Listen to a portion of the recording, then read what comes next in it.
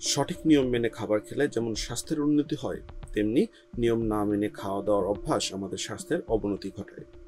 এসব অভ্যাসে আমাদের শারীরিক সমস্যার সম্মুখীন হতে হয়। চিকিৎসকেরা বলছেন এই অভ্যাস শরীরে এমন সমস্যা ডেকে আনতে পারে যে আপনার হঠাৎ মৃত্যু পর্যন্ত হতে পারে।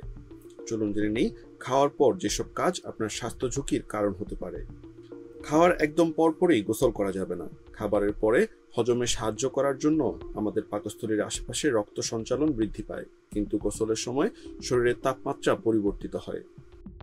শরীরে আগের তাপমাত্রা ফিরিয়ে আনতে রক্ত তখন পাকস্থলীর পৃষ্ঠ থেকে ত্বকের উপরিভাগে চলে যায়, ফলে হজম শক্তি ব্যাহত হয়, ধীরগতির হয়ে পড়ে। খাওয়ার ঠিক পরেই ভারী ব্যায়াম করা হলে হজম প্রক্রিয়া ব্যাহত হতে পারে। এছাড়া এতে বমি বমি ভাব, পেটে ব্যথা এবং গ্যাস্ট্রিকের সমস্যা দেখা দিতে পারে।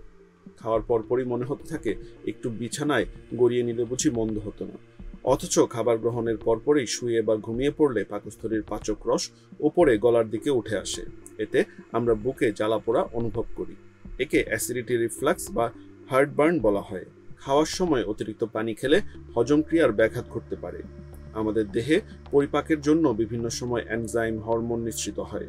এই সময় পানি পান করলে এই উপাদানগুলো পানির সঙ্গে মিশে যায়, ফলে খাবার ভালোভাবে পরিপাক হতে পারে না।